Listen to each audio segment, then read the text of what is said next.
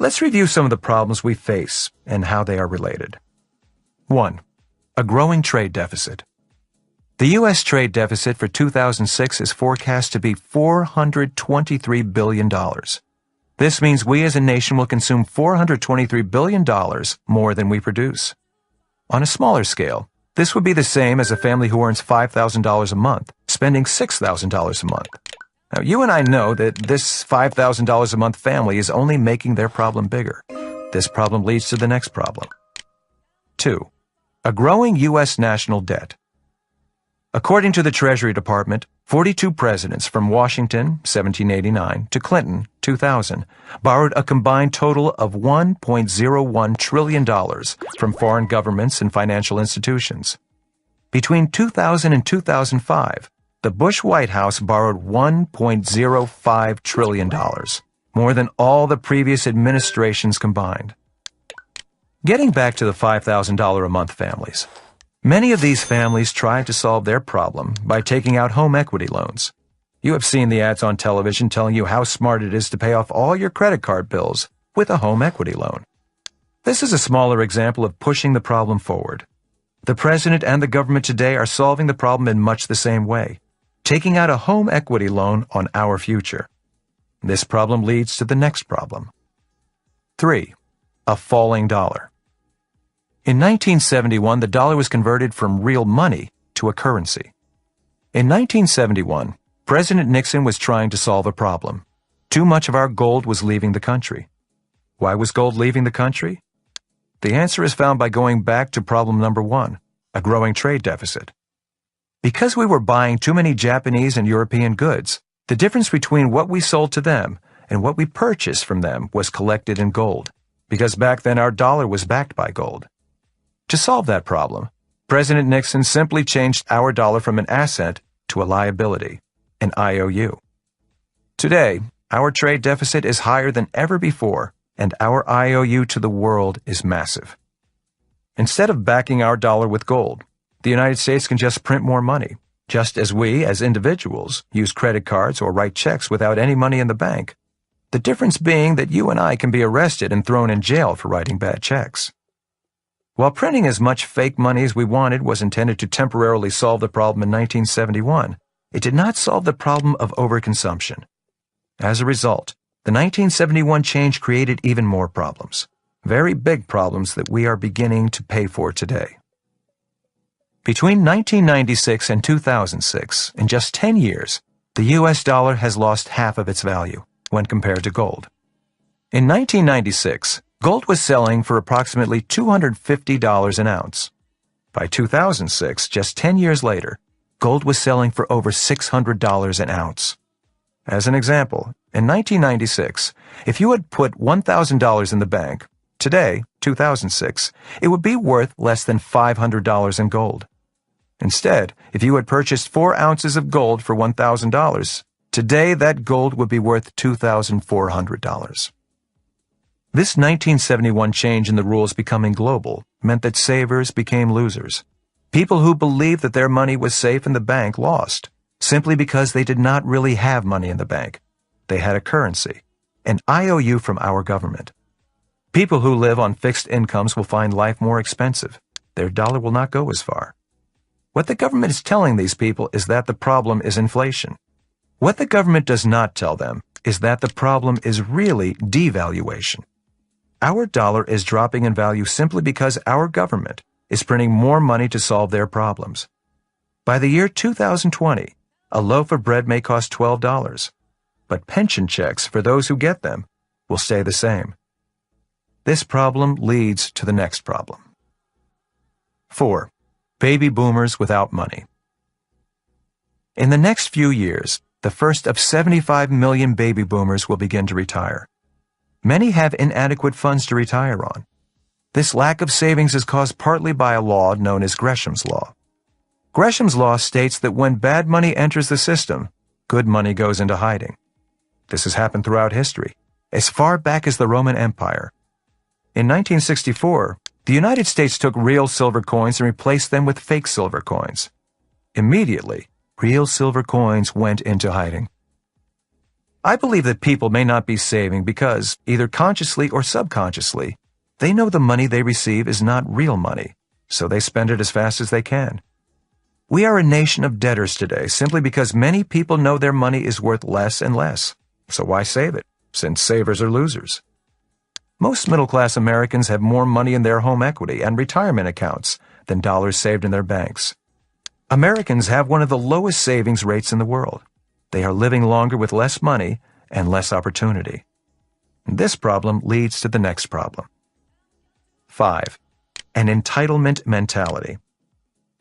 Since millions of people lack financial resources, they now expect the government to solve their financial problems or to take care of them. If the government does not take care of them, who will?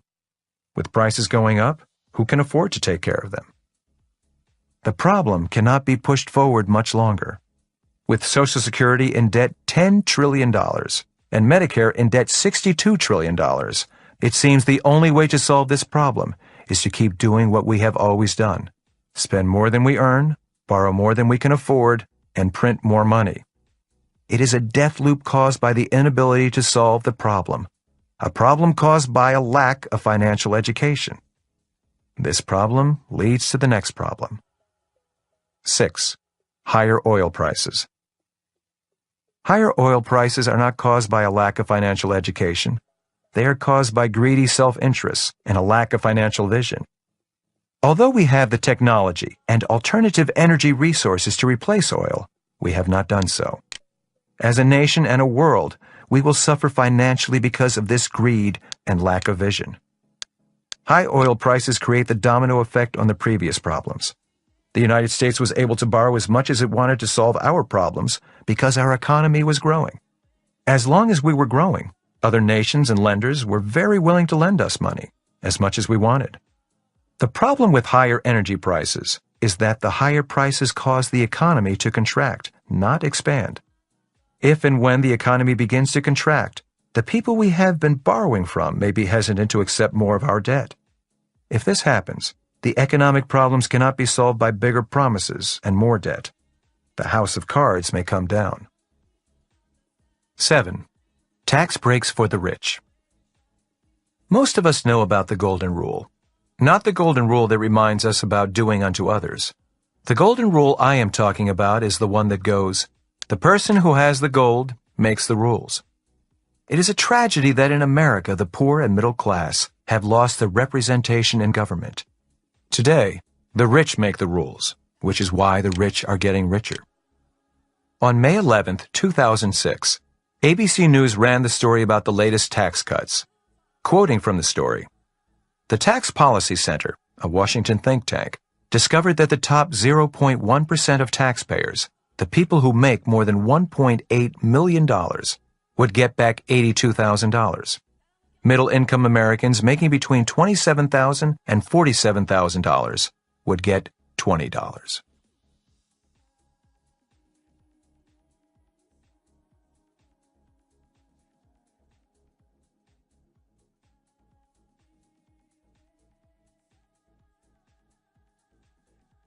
One monetary theory encourages tax laws that favor the rich. The idea being, if the rich had more money, they would invest it, thus creating more jobs. Money would trickle down to the poor and middle class. This theory is sometimes called voodoo economics, or the trickle-down effect. While it sounds good in theory, and while some money does trickle down, the net result is the money stays in the hands of the rich. In many cases, asset prices increase because the rich have more money. Why do asset prices increase? Asset prices increase because that is what the rich buy with their money, assets, which is one of the reasons why they are rich. When asset prices increase, it makes assets, things of real and lasting value, more expensive, out of the reach of the poor and the middle class. Just look at the price of real estate and ask anyone who has not yet bought a house if they think it is easy to afford the house of their dreams today. It's tough to buy a house with money that is only trickling down. My father once ran for lieutenant governor of the state of Hawaii and was defeated. That experience left me with less faith in the political process. My father believed he could change the government. After his bitter defeat, I decided it was best to change me. Instead of attempting to change the laws, such as trying to make the tax laws more fair, I simply decided to become rich and use the tax laws to my benefit. If you would rather join the rich than fight them, then keep listening. This book is for you. If you would rather change the government, then this may not be the book for you. Donald and I believe that the best way to change the rules is to first get the gold. If you have the gold, then you have more power. When you have the power, you are better able to enforce the real golden rule, the rule that states, "Do unto others as you would have them do unto you." Donald's view. You have to know what's going on first. Then you go from there. You go from learning to doing. The worst thing is to learn hard lessons by doing before learning. Learning in itself is an investment. Robert and I are trying to bring that home to you in an accessible way. Rules aren't always pleasant, but unless you're in a position to change the rules, laws, and constraints, it's a good idea to know about them. For example, I've had people come to me with what they thought would be a tremendous development, the building to end all buildings. Then I find out they know nothing about zoning. In New York City, zoning rules. It's like saying you're going to build a ship to end all ships, but that you know nothing about shipyards. How do you sail out of the harbor if you don't know how to build a ship? Episodes like this, and believe me, there are more than you might imagine, really make me wonder about the way people think. Education is supposed to help us think. The thinking process seems to be lacking in a lot of people, even those with education. This is serious business, but it doesn't mean we can't have some fun along the way. I have to tell you, Robert thinks big, and his determination to educate people financially has taken on global dimensions. Rightly so. It's a global problem.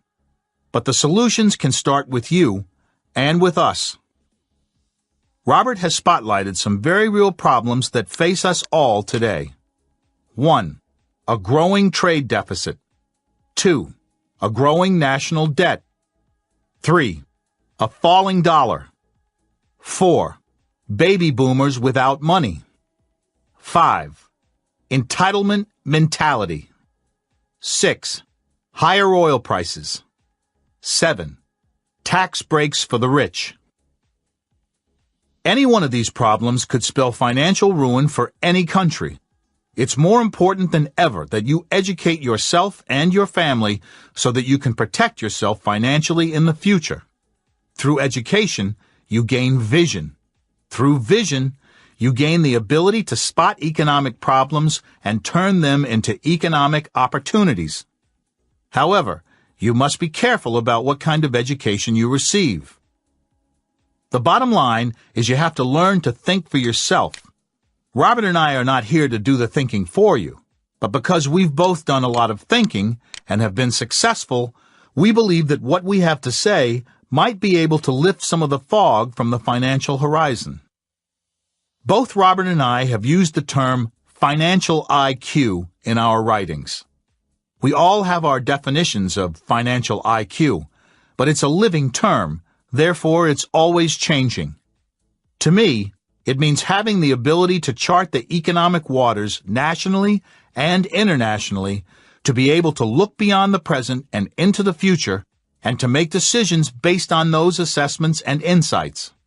That's not an easy endeavor, and it's a daily discipline, but it's a necessary discipline if one is to succeed in today's world.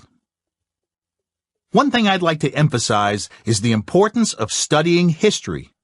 Knowledge is power. Robert and I are both history buffs, and one reason we connect is that we both use history as a guidebook. It's better to learn from history than to repeat the same blunders. As the old saying goes, those who haven't learned from history are destined to repeat it. If today were suddenly to become a memory, what would you like to remember about it? 2 quotes come to mind, one from Ralph Waldo Emerson and one from Albert Einstein. Emerson wrote, "What lies behind us and what lies before us are tiny matters. compared to what lies within us. And Einstein said, "The mind that opens to a new idea never comes back to its original size." Emerson's quote keeps me from being complacent, knowing I have a lot more to learn and accomplish. And Einstein's quote keeps me thinking big. I also believe that simple is better, not that simple is so easy. Distilling something down to its essence can take time and a great deal of thought. That's a good reason to read great thinkers and writers. In many cases, they've already done the distilling process for us. But here's your assignment first. Give some thought to your roots and why you're doing whatever it is you're doing today. It's a good way to start thinking for yourself, and it's likely no one else but you will come up with the right answers. Robert and I have told you why we want you to be rich, but what we want is not important. What's important is what you want for yourself and your family. Do you want to be rich? Part 2. 3 kinds of investors. There are 3 types of investors in the world. They are 1. People who do not invest at all. 2. People who invest not to lose. 3. People who invest to win. People who do not invest at all expect their family, the company they work for, or their government to take care of them once their working days are over. People who invest not to lose generally invest in what they think are safe investments. This is the vast majority of investors. These people have the saver's mentality when it comes to investing. People who invest to win are willing to study more, want more control, and invest for higher returns. Interestingly, all 3 investor types have the potential to become very rich, even those who expect someone else to take care of them.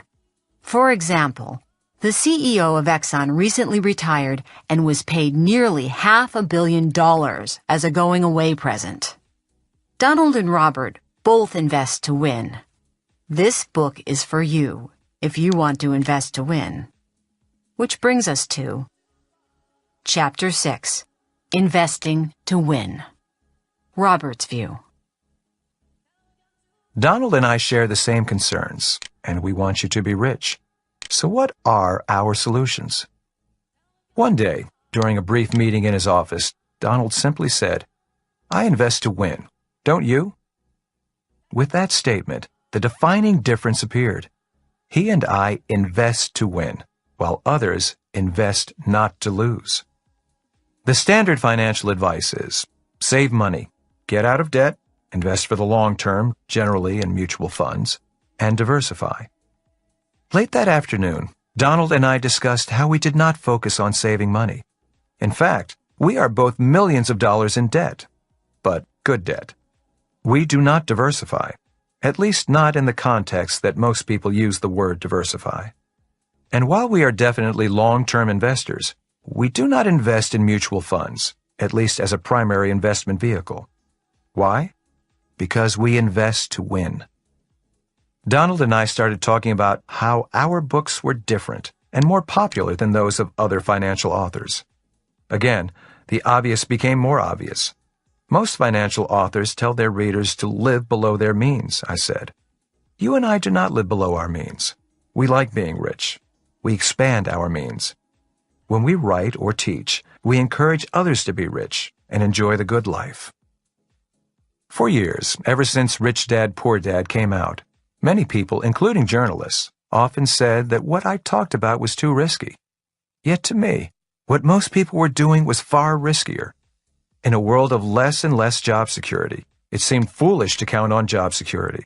With the stock market booming and busting, taking trillions of dollars from unsuspecting investors, it seemed foolish to count on the stock market for financial security.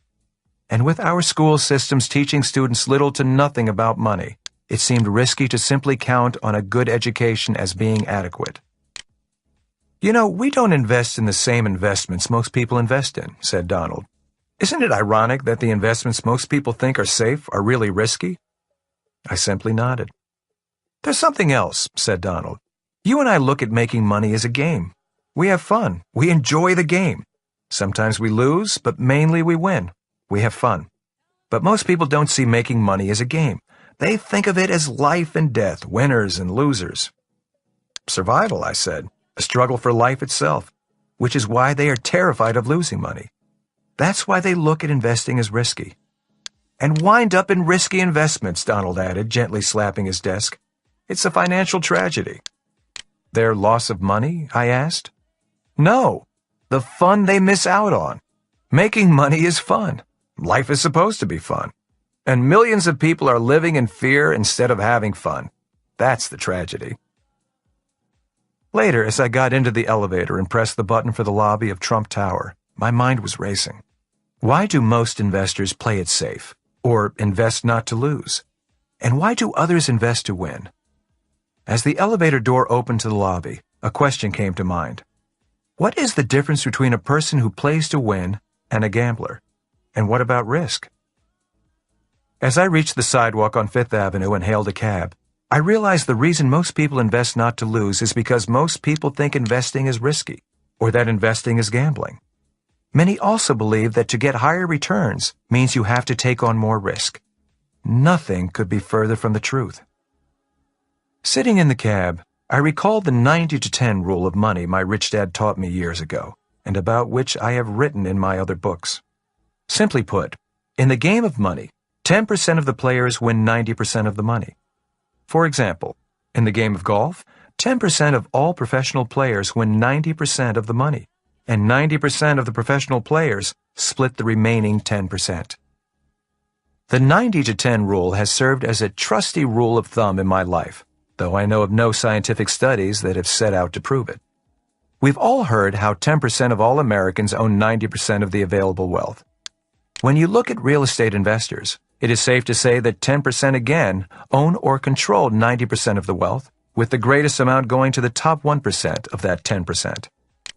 One of the ways this 90-10 rule has been useful for me is in choosing my endeavors. For example, one of the reasons I have not taken up the game of golf as a profession is simply because I do not think I could be in the top 10%. Not only do I believe I don't have the talent, I do not have the desire. When I decided to write Rich Dad, Poor Dad and create my board game, Cash Flow, I was not only pretty certain my book and game could do well, I also wanted to do well, even though I had never been a good writer or ever developed a board game. I wanted to do well, I wanted to teach, and I wanted to win. As my taxi headed down Fifth Avenue toward my hotel, I got clearer about this book. This book was going to be about living life to enjoy life. It was going to be about playing the game of life to win, rather than living a life of avoiding loss. Instead of living life below one's means, this book was to be about living life beyond one's wildest dreams. Donald's view. Winners.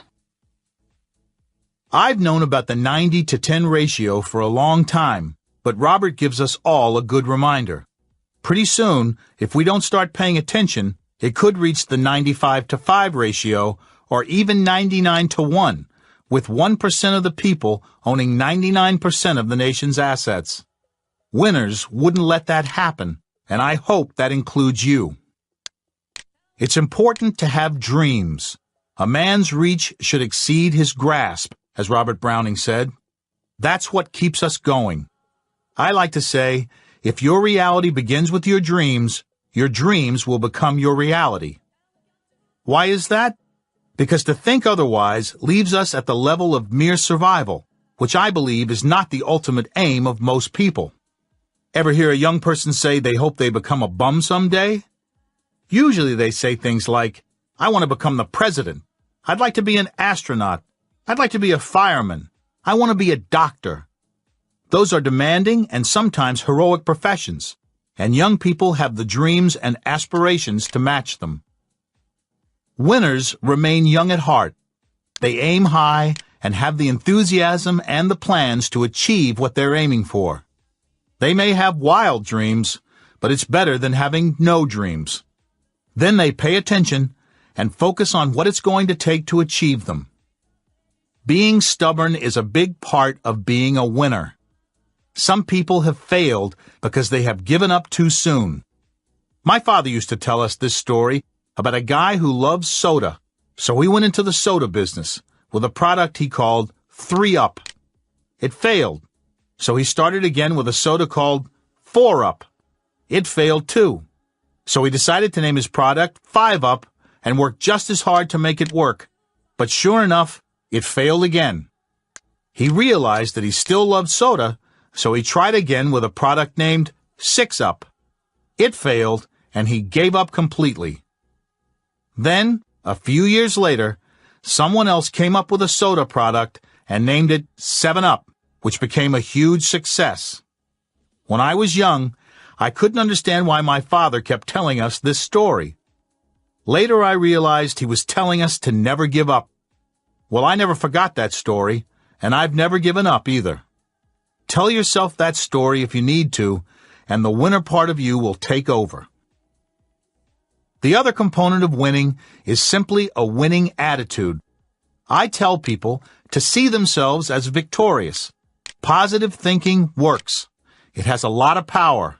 Winning requires that kind of power, whether you're a quiet person or a gregarious one. Power is strength, and being positive can work you through some pretty difficult situations.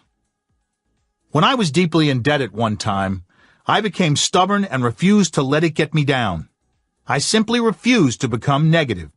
I focused on the solution, and I assured myself that I would work through the situation and come back to be more successful.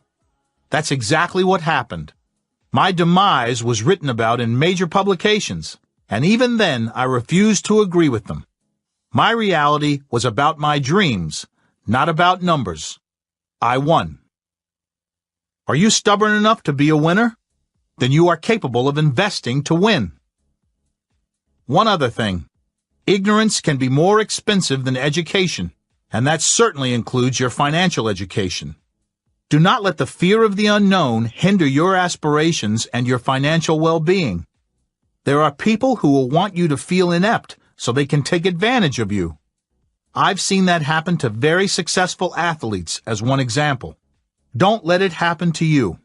Learn about money and make it work for you. That is the key to successful investing. Chapter 7. Choose Your Battle and Battlefield. Robert's View. I learned the importance of choosing your battle and your battlefield in military school, and it was reinforced in the Marine Corps. For example, the troops that had the high ground, such as a hill, often had the advantage over the opposing troops below them. The troops on the low ground had the option to fight or not to fight. That may be where the sayings, "Sometimes it's best to walk away and live to fight another day," and "choose your battles carefully," have come from. The same ideas hold true in business. In Rich Dad's Cash Flow Quadrant, the second book in the Rich Dad series of books, I go into why some people find getting rich easier than others. Rich Dad's Cash Flow Quadrant is the most important of my books for people who want to make changes in their life. Let's take a look at the Cash Flow Quadrant again. Imagine a horizontal line bisected by a vertical line, so you have a cross that creates 4 quadrants. Each quadrant is labeled with a letter: E, S, B, and I. E stands for employee. S stands for small business person, self-employed, or specialist. B stands for big business owners such as Donald Trump. I stands for investor. More than simply titles, the person in each of the quadrants is very different from the people in the other 3 quadrants. When it comes to attitude, most people in the E quadrant seek security. They say, "I'm looking for a safe, secure job with benefits." A small business person in the S quadrant may say, "If you want it done right, do it by yourself." A person in the B quadrant is often looking for a president, CEO, or other talented person to run his or her operations. One of the defining differences between S quadrant business owners and B quadrant business owners is the number of employees. Forbes magazine once defined a big business as a business with more than 500 employees. And I stands for investor. As you already know from the introduction to Part 2, there are 3 different types of investors. The tax laws are also different for the different quadrants. The worst quadrant to be in for tax purposes is the E quadrant, simply because there is very little you can do to protect yourself from taxes. Hence, you really do not need an accountant to advise you. The quadrants with the best tax breaks are the B and I quadrants. Why? Most governments give tax breaks to those in the B quadrant because they provide jobs.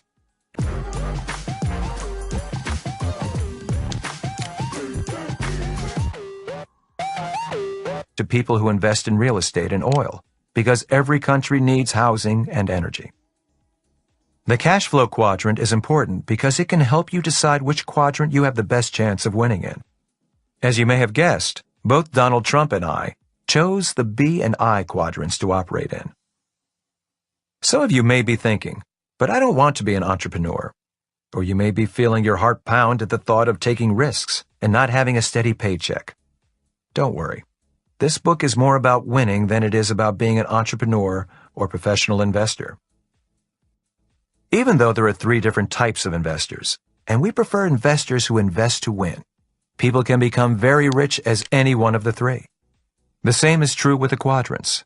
People can and have gotten very rich from each of the quadrants. For example, the founder of General Electric was Thomas Edison. Edison was in the B, or Big Business Owners quadrant. Jack Welch, a former CEO of General Electric, was in the E, or Employees quadrant. Both men became very rich from the same business, yet from different quadrants. Our school systems are designed to train people for the E and S quadrants. That is why so many people say, go to school to get a job, which is programming for the E quadrant. Or they say, go to school so you can learn a trade or profession, then you'll always have something to fall back on. That mindset is perfect for the S, or small business person's quadrant.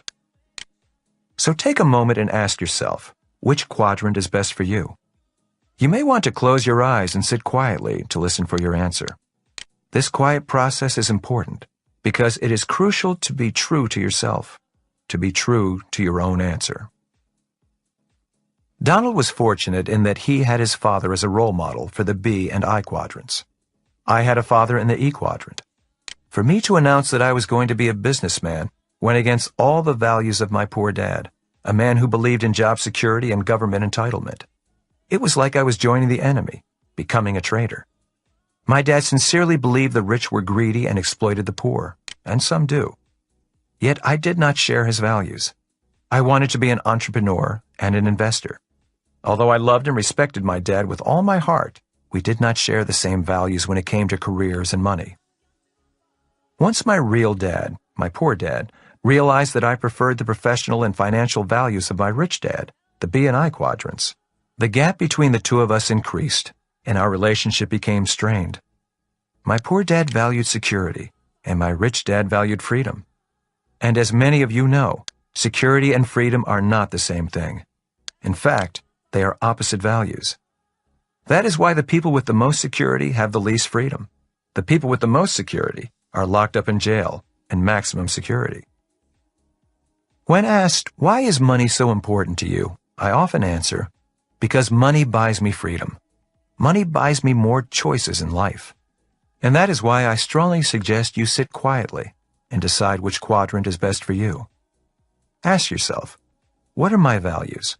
Do I need job security? Am I happy with security? Are my skills being tested in this quadrant? Or do I value freedom more? The lesson is, if you are going to choose to be rich, remember to choose your battle and battlefield carefully. Or should I say your values and quadrants. Donald's view. Choosing your battle and battlefield.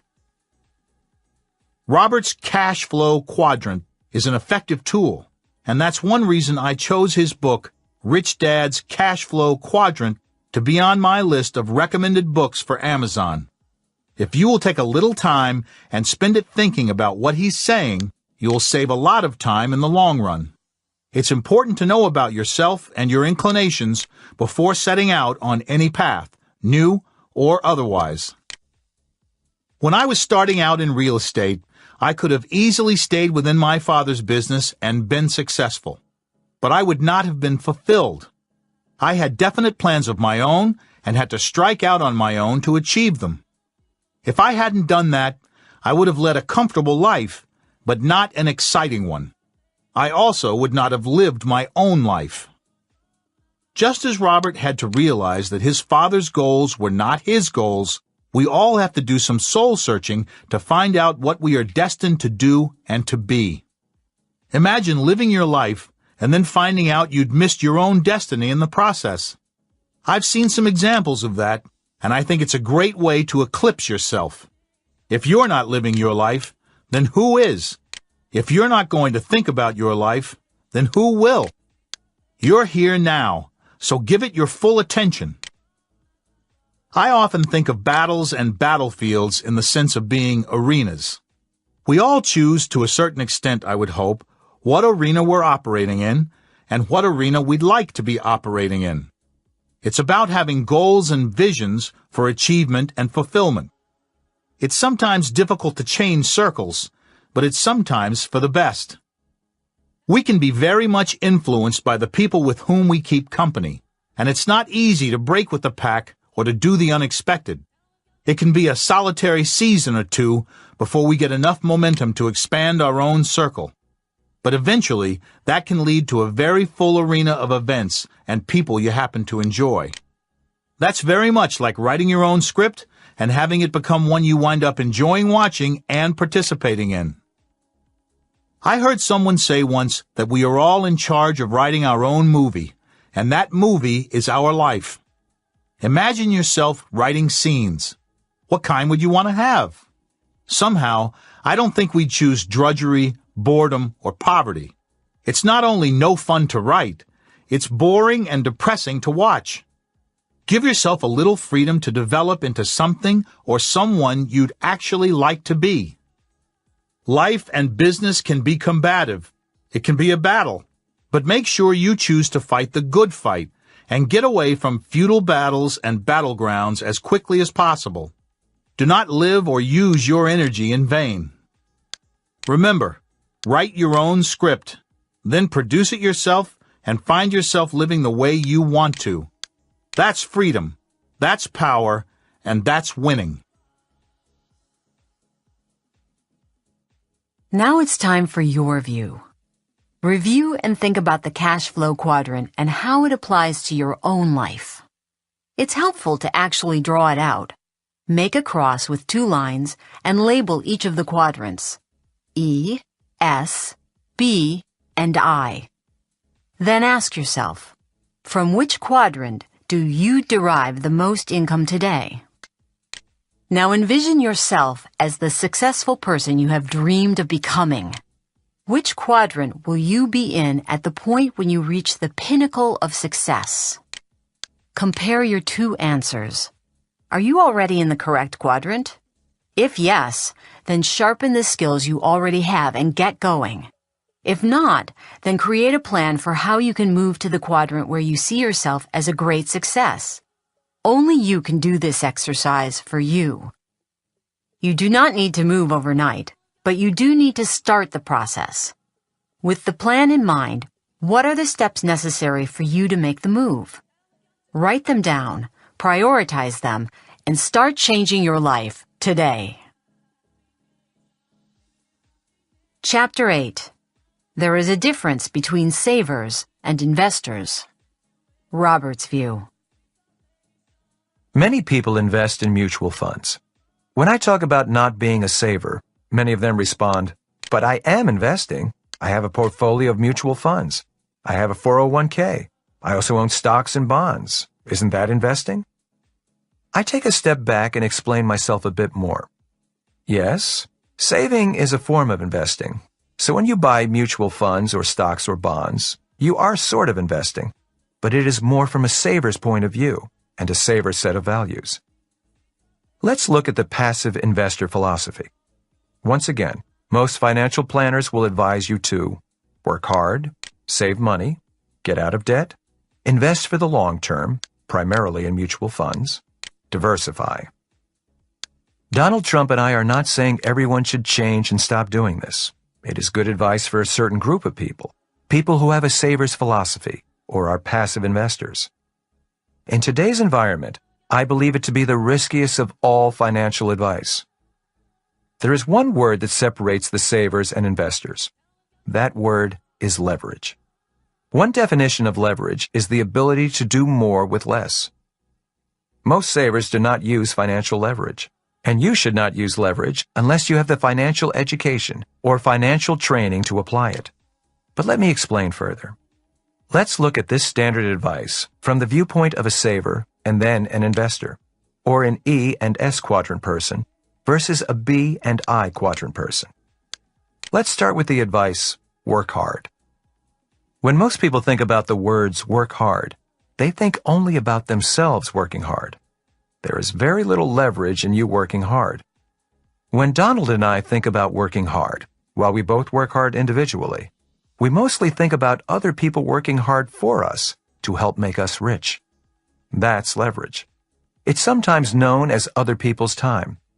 As already discussed, the B quadrant person receives more tax breaks than the E and S quadrants because the B quadrant person creates jobs. In other words, our government wants us to create jobs, not look for a job. Our economy would collapse if everyone started looking for a job. For our economy to grow, we need people to create jobs. Now, what about the next piece of standard advice? Saving. The problem with saving money is that the current economic system needs debtors, not savers, to expand. If you list your assets and liabilities, you list your savings account as an asset and your mortgage as a liability. But the bank would list these exactly the opposite way. For the bank, your savings are a liability, and your mortgage, your debt, is an asset. For our current economic system to keep growing, it needs smart borrowers, people who can borrow money and get richer, not people who borrow money and get poorer. Once again, the 90-10 rule of money applies. 10% of the borrowers in the world use debt to get richer. 90% use debt to get poorer. Donald Trump and I use debt to get richer. Our bankers love us. Our bankers want us to borrow as much money as we can because borrowers make them richer. This is called other people's money, OPM. Donald and I recommend more financial education for you because we want you to be smarter when it comes to the use of debt. If we have more debtors, our nation's economy will grow. If we have more savers, our economy will shrink. If you can understand that debt can be good and carefully learn to use debt as leverage, you will gain an advantage over most savers. Next advice, get out of debt. Most savers think that debt is bad and that paying off the mortgage on their home is smart. And for many people, debt is bad and getting out of debt is smart. Yet if you are willing to invest some time in your financial education, you can get ahead faster using debt as leverage. But again, I caution you to first invest in your financial education before you invest with debt. There is good debt and bad debt. The purpose of getting financially smart is to know when to use debt and when not to. Donald and I love real estate simply because our bankers love to lend us money to buy good real estate that is well managed. Savers who invest in mutual funds have a difficult time using leverage, simply because most bankers will not lend money on mutual funds. Why? Apparently, bankers think mutual funds are too risky and consider real estate a safer investment. Next advice, invest for the long term. Look at this advice as a sales pitch. Turn your money over to me for years, and I will charge you fees for the long term. I call it a sales pitch because invest for the long term is like the airlines offering you a frequent flyer program. They want to keep you as a lifetime loyal paying customer. It also means they can charge you fees for the long term. This would be like paying your real estate broker a commission for selling you your house, and then paying the broker a residual commission for as long as you occupy the house. Mutual funds may not perform as well as other investments due to the fees paid for management of the fund. While I do not mind paying fees, I do not like paying fees for subpar performance. Many people invest in mutual funds for the long term. However, mutual funds provide no leverage. As I said earlier, my banker will not lend me millions of dollars to invest in mutual funds, simply because they are too risky. One of the differences between mutual funds and hedge funds is leverage. Hedge funds often use borrowed money. Why do they use borrowed money? With borrowed money, you can increase your ROI, your return on investment, if you are a smart investor. In other words, the more of your own money you use, the lower your returns. There is a time and place for mutual funds. I invest in them occasionally. But to me, mutual funds are like fast food. It's okay once in a while, but you do not want to make a habit of consuming it. Then finally, there's the often heard advice to diversify, diversify, diversify. Warren Buffett, reportedly the world's richest investor, has this to say about diversification. Diversification is protection against ignorance. It makes very little sense if you know what you are doing.